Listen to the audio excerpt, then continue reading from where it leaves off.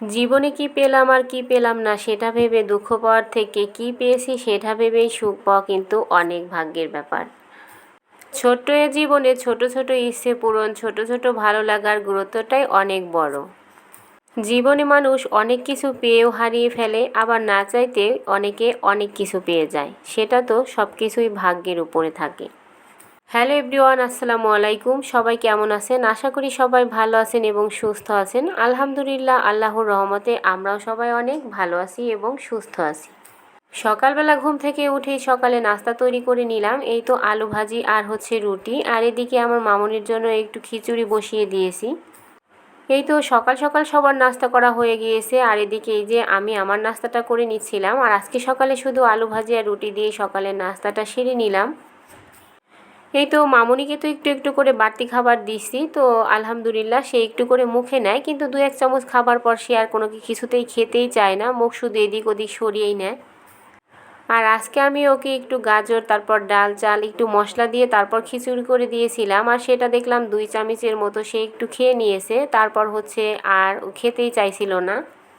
মাশাল্লাহ একটু হলেও সে খেয়ে নিয়েছে। তারপর আমি সকাল সকালই চলে আসলাম রান্নাঘরে। আজকে একটু সকাল সকালই রান্নাঘরে এসেছি রান্না করার জন্য। আজ যেহেতু শুক্রবার, আর শুক্রবারে তো দুপুরে এমনিতেই রান্না করতে হয়, সেজন্য আমি নাস্তা করার পরপর একটু রান্নাঘরে চলে এসেছি। আর আজকে বেশি কোনো কিছু রান্না করব না, একদমই নিরামিষ একটা তরকারি রান্না করে নিতেছি।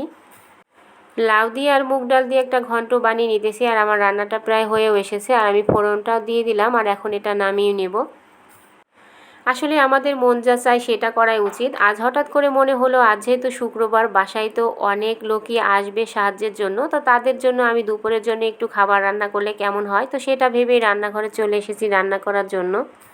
আর এই তো এখানে আমি এই যে কিছু সবজি কেটে নিয়েছিলাম আর খিচুড়ি করব, সেজন্য এখানে এই যে সবজিটা আমি প্রথমে জিরা ফোড়ন দিয়ে তেলের সঙ্গে একটু ভেজে নিয়েছি। তারপর একটু আদা রসুন বাটা, স্বাদমতো লবণ, আর হচ্ছে ধনিয়ার গুঁড়া আর হলুদের গুঁড়া আর একটু মরিচের গুঁড়াও আমি এর মধ্যে অ্যাড করেছি।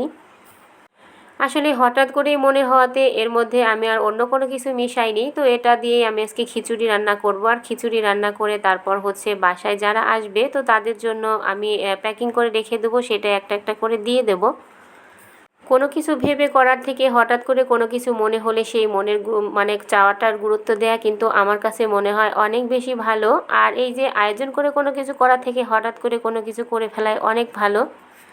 এই তো আমি চালটা ধুয়ে রেখেছিলাম, তারপর হচ্ছে সবজিগুলোকে আমি সুন্দরভাবে তেলের মশলার সঙ্গে মিশিয়ে তারপর হচ্ছে চালটা দিয়ে দিয়েছি। আর এখন দিয়ে দিলাম পরিমাণ মতো পানি, কয়েকটা গোটা তেজপাতা দিয়ে, আর এই তো ঢাকনা দিয়ে ঢেকে তারপর কিছুক্ষণ জাল করে নেব, আর রান্নাটা খুব দ্রুত হয়ে যাবে।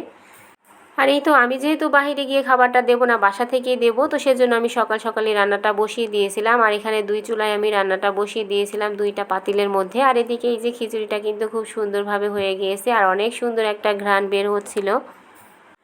আর এই তো রান্নাটা হয়েও গেছে, আর আলহামদুলিল্লাহ রান্নাটা হতে না হতেই একজন লোক আমার বাসায় এসেও গিয়েছিল, আর তাকে আমি খাবারটা দিয়ে দিয়েছি। আর এই তো বাকি খাবারগুলো আমি যে আসবে তাকেই দিয়ে দেবো। আর এদিকে ওর বাবা এই যে কিছু লিচু নিয়ে এসেছিল, আর সেটা দিয়ে আমার মামনিটা এখানে খেলছিল। তো আজ এ পর্যন্তই। সবাই ভালো থাকবেন, সুস্থ থাকবেন। আবারও দেখা হবে অন্য কোনো ব্লগে। ততক্ষণ ভালো থাকবেন। আল্লাহ হাফেজ।